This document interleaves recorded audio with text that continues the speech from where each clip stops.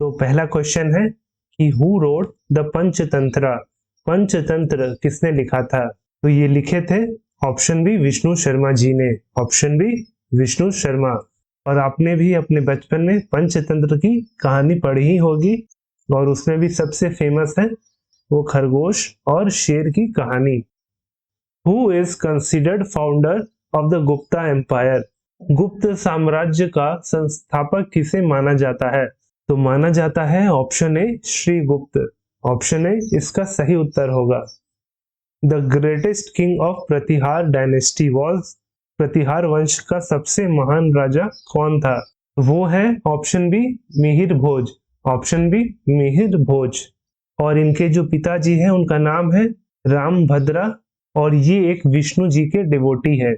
और जो प्रतिहार डायनेस्टी का जो पीक समय था, उस समय इनका एम्पायर का जो एक्सटेंशन था वो साउथ में नर्मदा नदी से लेकर नॉर्थ वेस्ट के सतलज नदी तक था, और पूरब में यानी कि ईस्ट में इनका जो एक्सटेंशन था वो बंगाल तक था।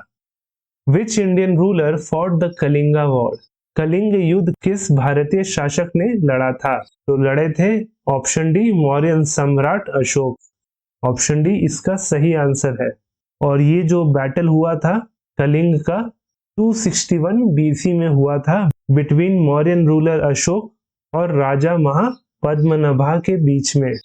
और जो इतना मारकाट मचा था, इतना और इतने लोगों की जो जान गई थी, चारों तरफ रक्त ही रक्त फैला था। और ये दृश्य देख के अशोक अंदर से काफी दुखी और गिल्ट वाला फीलिंग आया, और उसके बाद उन्होंने बुद्धिज्म को अडॉप्ट कर लिया। Which Mughal ruler banned music and dancing, तो कौन से मुगल शासक ने संगीत और नृत्य पर प्रतिबंध लगा दिया था? तो वो थे option C Aurangzeb, option C Aurangzeb. The idea of parliamentary form of government is adapted या बोरोड फ्रॉम विच कंट्री, सरकार के संसदीय स्वरूप का विचार कहां से लिया गया है? तो ये लिया गया है ऑप्शन बी यूनाइटेड किंगडम से। और जो पार्लियामेंट्री फॉर्म ऑफ गवर्नमेंट होता है उसे हम कैबिनेट गवर्नमेंट, रेस्पॉन्सिबल गवर्नमेंट या वेस्टमिनिस्टर मॉडल ऑफ गवर्नमेंट के नाम से भी जानते हैं।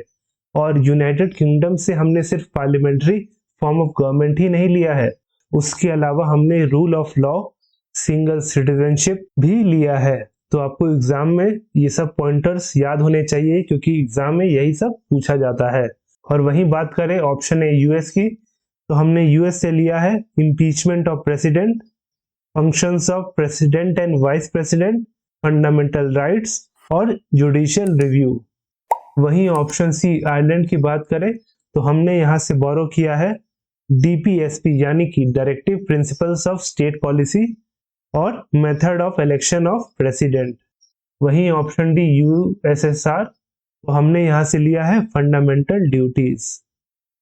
Who among the following was not a member of the drafting committee of Indian constitution, निम्नलिखित में से कौन भारतीय संविधान की प्रारूप समिति का सदस्य नहीं थे? तो वो थे ऑप्शन सी राजेंद्र प्रसाद, राजेंद्र प्रसाद। ये जो ड्राफ्टिंग कमेटी थी ये 7 मेंबरों की कमेटी थी, उसमें जो चेयरमैन थे वो डॉक्टर बी.आर. अम्बेडकर जी थे। और बाकी मेंबर्स भी देख लेते हैं कौन कौन थे, जैसे कि N Gopalaswami Ayyangar, Alladi Krishnaswami Iyer, doctor KM. Munshi, SM. Saadulla, और जो एन माधवा रति है उन्होंने रिप्लेस किया था बी.एल. मित्तर को। वहीं टी.टी. कृष्णमाचारी ने रिप्लेस किया था डी.पी. खैतान जी को। और जो डॉक्टर राजेंद्र प्रसाद थे वो हेड कर रहे थे रूल्स ऑफ प्रोसीजर कमेटी और स्टीयरिंग कमेटी को। तो आप याद कर लीजिएगा, इंपॉर्टेंट है, पूछ लेता है इनमें से कौन सा नहीं था, तो आप कंफ्यूज हो सकते हैं। तो एक बार वीडियो को दोबारा से बैक जाके सारे मेंबर्स एक बार फिर से देख सकते हैं। तो चलते हैं अब अगली क्वेश्चन की ओर। तो अगला क्वेश्चन है the constitution of India describe India as dash, Bharat का संविधान भारत का वर्णन डैश के रूप में करता है। तो करता है option D union of state. संविधान में लिखा गया है कि India that is Bharat shall be A union of state. और ये कहाँ लिखा गया है, एग्जाम में आपसे पूछ सकता है। तो ये लिखा गया है आर्टिकल नंबर 1 में।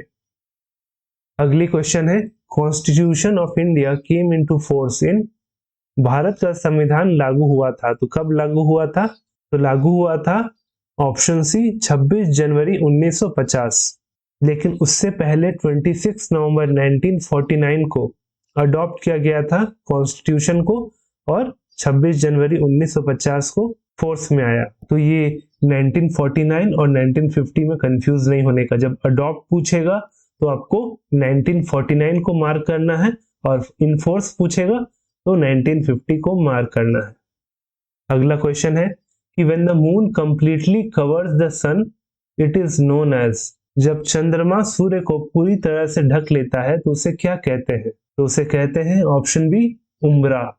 इसको समझने के लिए हम देखते हैं एक डायग्राम को, ये सन, ये मून और ये अपना पृथ्वी। तो आप यहाँ पे ध्यान से देखिएगा, ये रेड मार्कर से मैं मार्क कर रहा हूँ, ये रेड मार्कर से मैं ये डार्कर रीजन को मार्क कर रहा हूँ, इस रीजन को कहते हैं अम्ब्रा, ठीक है।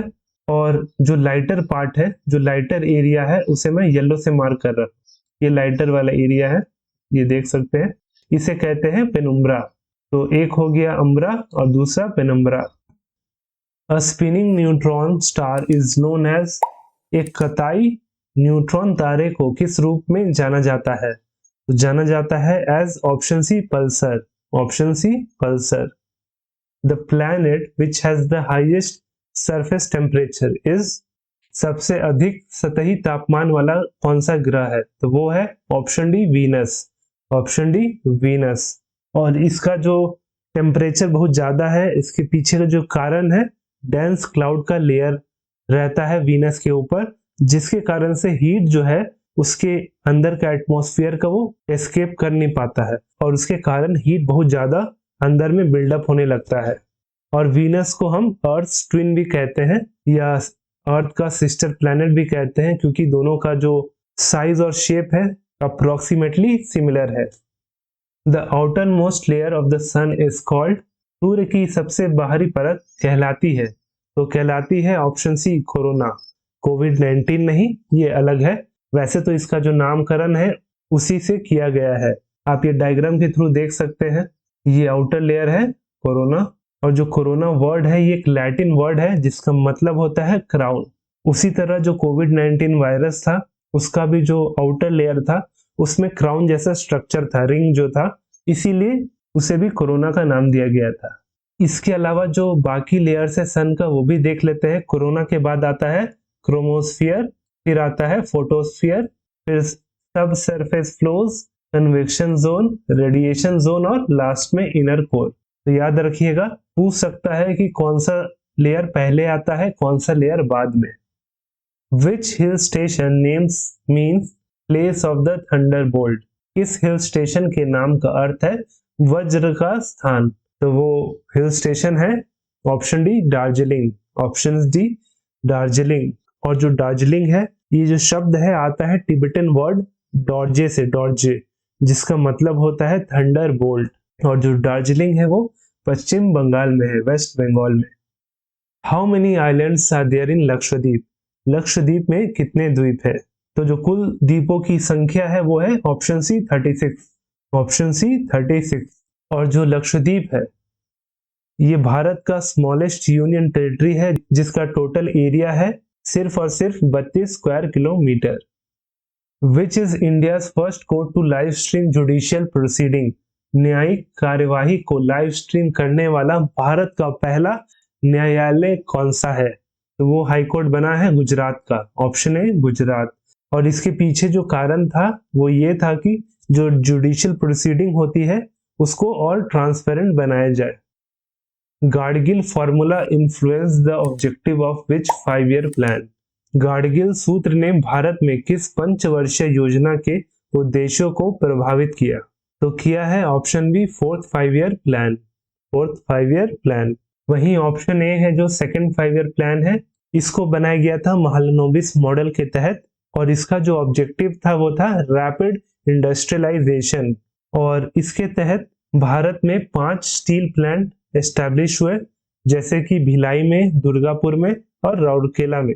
और जो 2nd 5-year प्लान था वो था 1956 से लेकर 1961 तक, वहीं option C third 5 year plan, ये चला था 1961 से लेकर 1966 तक, और ये जो थर्ड 5 ईयर प्लान था फेलियर रहा था, क्योंकि उसी दौरान इंडो चाइना वॉर भी हुआ था 1962 में। और option D 7th 5 year plan, जो काफी सक्सेसफुल रहा था, और ये 1985 से लेकर 1990 तक चला था। उस समय प्रधानमंत्री थे राजीव गांधी जी, और जो फोकस था वो था increased economic productivity production on food grain और एम्प्लॉयमेंट, यानी कि खेती बाड़ी का भी ध्यान रखना था और साथ में रोजगार का भी। तो इसीलिए ये काफी सक्सेसफुल रहा, और 7th 5 ईयर प्लान के ही टाइम में जवाहर रोजगार योजना लॉन्च किया गया था 1989 में। तो चलते हैं अब अगले क्वेश्चन की ओर। Reserve Bank of India was nationalized in, तो नेशनलाइज हुआ था ऑप्शन ए 1949 को, और ऑप्शन डी 1935 को आरबीआई एस्टैब्लिश हुआ था, और जो करंट गवर्नर है आरबीआई के उनका नाम है Shaktikanta Das. Shaktikanta Das. The unit of power is, तो वो है option C watt. Option C watt. When a ship enters the sea from a river, what will be the effect? जब एक जहाज एक नदी से समुद्र में प्रवेश करता है तो इसका क्या प्रभाव होगा? तो इसका जो प्रभाव होता है कि जो शिप होती है वो थोड़ी राइज हो जाती है, और ये क्यों होता है? क्योंकि सी वाटर का जो डेंसिटी है वो रिवर वाटर से ज्यादा होता है सॉल्ट प्रेजेंट होने के कारण, इसीलिए जो बॉयंसी फोर्स है वो ज्यादा लगता है। Infrared radiation are detected by, तो डिटेक्ट होता है ऑप्शन ए स्पेक्ट्रोमीटर द्वारा। Option A spectrometer. Which of the following vitamins is generally excreted by human in urine? निम्नलिखित में से कौन सा विटामिन आमतौर पर मूत्र में मानव द्वारा उत्सर्जित किया जाता है? तो वो है option C vitamin C. Option C vitamin C. और जो विटामिन सी है उसका साइंटिफिक नाम जो है वो एस्कॉर्बिक एसिड है। बाकी विटामिन भी देख लेते हैं, जैसे कि विटामिन ए, इसका जो साइंटिफिक नाम है वो रेटिनॉल है।